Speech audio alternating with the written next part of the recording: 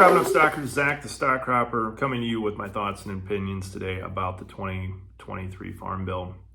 There's been a lot of things in the news over the last couple weeks about the upcoming changes and the pressure specifically around making a farm bill that is more focused around getting widespread change and adoption in regards to soil health, water quality, and carbon intensity scoring of our current farming systems.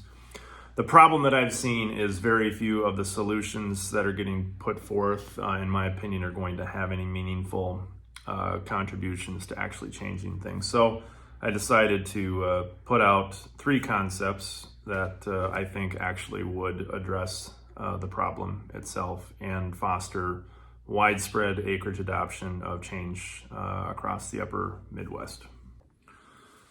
So before we talk about the three solutions, we've got to talk about how we got here and why we haven't made change up to this point. We've adopted a policy in agriculture with past programs of, trying to dangle carrots out. Programs like, CSP or EQIP or the carbon credit programs that are coming now, where we ask farmers to change, and it's a complete voluntary thing. It makes the assumption that farmers are just quivering with demand as far as making these improvements. The reality isn't the case. Farmers are businessmen. They do what they feel is in their own best interest, and a lot of times adopting change is a threat, and so or these practices are risky, and so they restrict it. They're not going to line up and jump up and down to adopt some of these things. So this carrot approach really hasn't worked. And the thing that I really don't like as somebody in this industry about the carrot approach is that it's almost a little insulting, because all of these step changes we're asking for are inherently in the best interest of the landowner and the farmer, okay? Because, the land is an asset, right? And we have degraded that asset over the last, 100 years of agriculture. We know that there are measurements. We know we've lost half our topsoil, half our organic matter. All of the things that, drive yield, good soil, organic matter, all of those things, we know that we've degraded it. And so we're talking about things that wouldn't degrade it, and we need to be paid to do those things that are in our own best interest. Like, imagine if we had to pay obese people to stop drinking Pepsi-Cola with the obesity problem. Like, no, get your ass off the couch, stop drinking Pepsi, and work out for 45 minutes every morning. That's how you solve the problem. And the same mentality has to be applied to agriculture. We need to get our asses off the couch and do the hard things that it's going to take to drive meaningful change. Forget the carrots, just get to work. Here's three ideas that, in my opinion, actually get to work and will have the best chance of driving meaningful change across the landscape in the 2023 Farm Bill. Okay, so solution number one is the most important, and it's an actual piece of the Farm Bill policy that would drive the highest degree of change, because 85 to 90% of farmers utilize crop insurance. Crop insurance, is a substantial cost in the Farm Bill itself. And the taxpayer pays about 62% on average of farmer premiums when it comes to crop insurance. And so the taxpayer should have a stake at the table when it comes to the outcomes of how we farm. And so what I would say solution number one for the 2023 Farm Bill is crop insurance subsidies go to zero for everyone. There is no subsidy for buying crop insurance. That is, unless you can show that your farm is actively adopting the pillars of soil health practices that, put more carbon in the soil, minimize erosion, keep nutrients, all the good things that come from that. If you're doing the things, and we have matrices that are already built for this, things like the Iowa Nutrient Reduction Strategy, or things that could be improved upon to make a scoring system. And if you're going to get that subsidy, that 62%, or whatever that number, would be in the future, you'd start off at zero, and the practices that you would add would be scored based off of the relative value that they're going to provide the public good. Since the public is investing in you, there should be something tangible for them to get.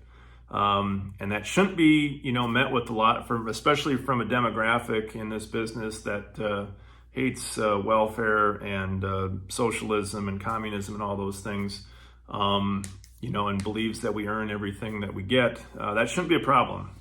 So, real simple solution: tax or subsidies go to zero. If you don't like it, this is a great thing about it. If you don't want to adopt these changes, you don't have to. You just might pay $70 an acre for your crop insurance, though, which that might have an impact on your bottom line. And crop insurance is more important than it ever has been, especially with $7, corn and record input pricing. There's a lot of risk on the table, and so it's much harder if the cost of that risk mitigation went up on farmers that were not doing this thing. And you would see a major drive, in my opinion, or a major switching once that happened to these practices. Now, a lot of farmers would contend that, this might limit my yields. Well, I just looked at the National Corn Grower Association contest yesterday. I went through and looked at most of the states, and by and large, when you look at things like reducing tillage with strip till, I think strip till actually was the leading yield in most states. Not conventional tillage. So this idea that strip till or no-till or some of these other practices are yield limiting and a risk, it's nonsense. If anything, driving these practices through crop insurance, in my opinion, will actually drive down indemnity payments, because if you can retain more water on the land, lose less soil, lose less nutrients, there's going to be more good stuff available there for the crop, which should, as a aggregate, lessen the cost of on the taxpayer for crop insurance payouts in the future. It's not that soil health fixes all this stuff, but it's a matter of what will actually reduce risk to the taxpayer. And I think if we tie these practices to it, it would make a huge difference as far as the rate of adoption across the Corn Belt. The second thing you got to do is you can't just put it all on the farmer's back. Landowners have to be on the hook as well and be responsible for the practices that are used on their land. And this will be a similar thing. The landowner will just be assessed a property tax if they cannot prove the practices, and the tax will be based again on a scoring system, the same thing I talked about with crop insurance. And that way you have two parties, because a lot of land is rented, right? And the complaint is, well, the landlord doesn't care, and I've got to go through the expense of investing in these things. And what if the landlord takes the land away from me because I'm trying something different?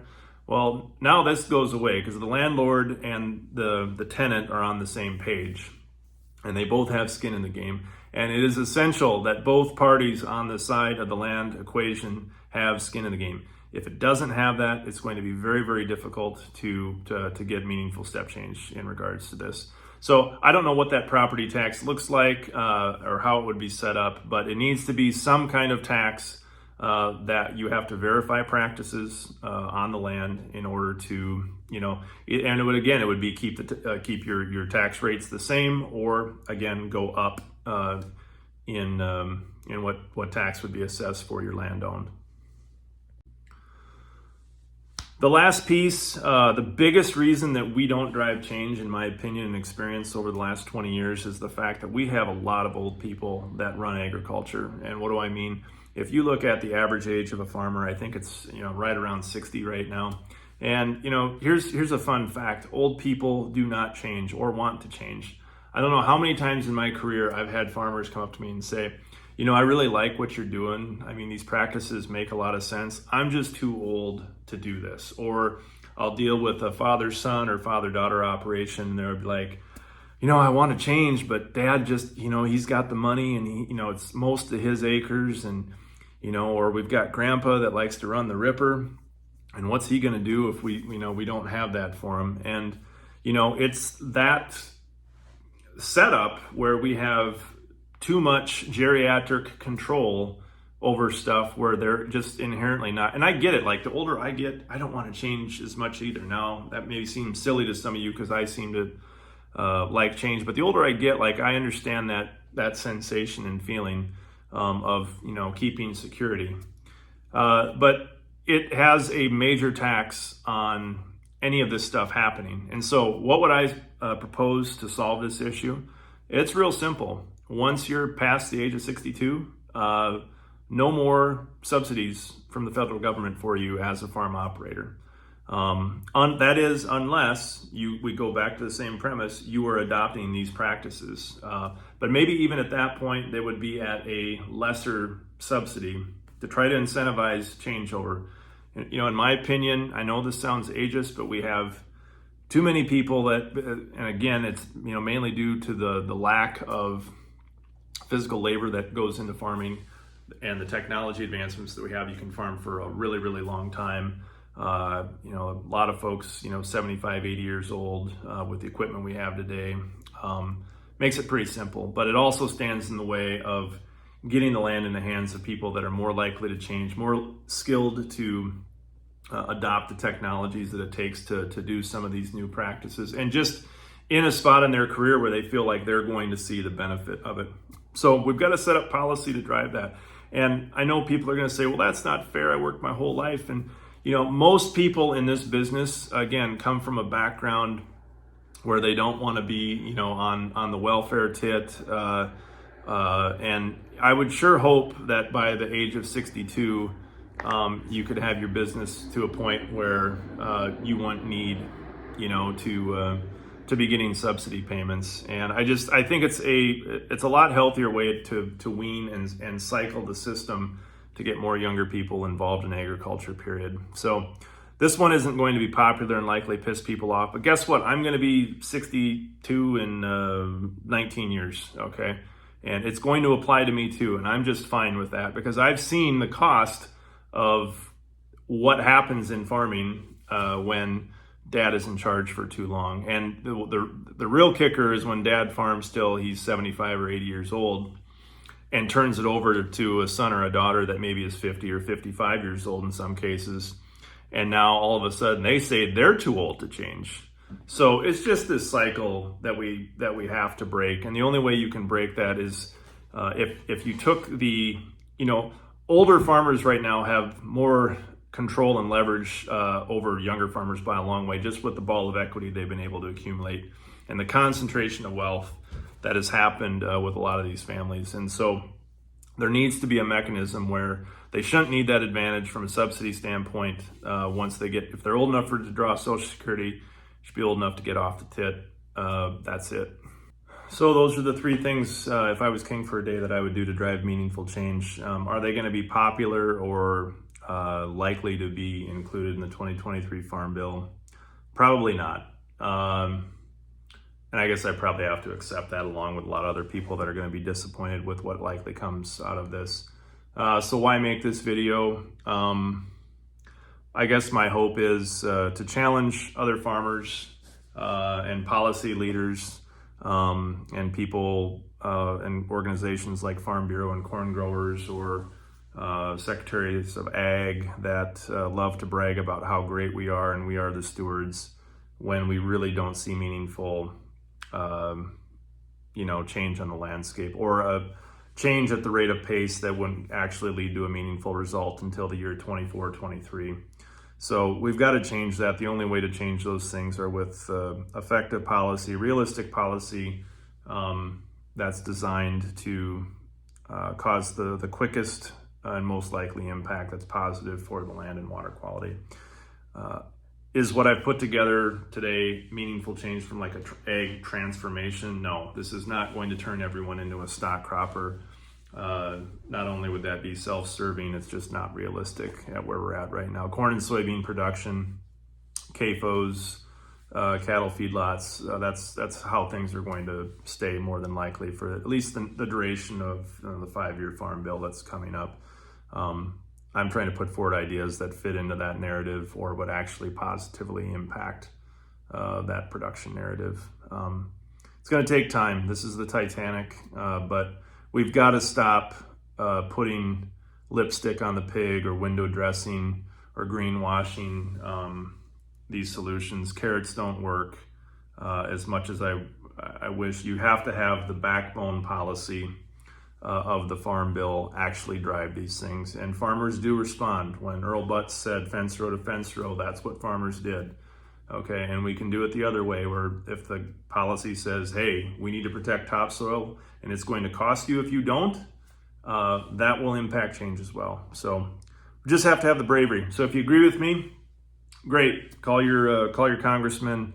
Let them know that that these things are important to you, and try to give them the bravery to stand up and do the right thing when it comes to shaping this policy. If you don't agree with me, I challenge you to at least think about what I said and try to come up with some reasons why you think I'm wrong, and leave comments below. And I'd be happy, as long as they're respectful or not calling me a communist hippie asshole, to respond to them, or at least engage in a conversation. My goal here is not to be right or be some know-it-all. I'm sure a long way from that. My goal is simply to try to drive agriculture in a direction that when I depart this earth, it will be in a better place, or in a better trajectory than when I came into it. And that's really it. So thanks for watching. Comment below, and have a good evening.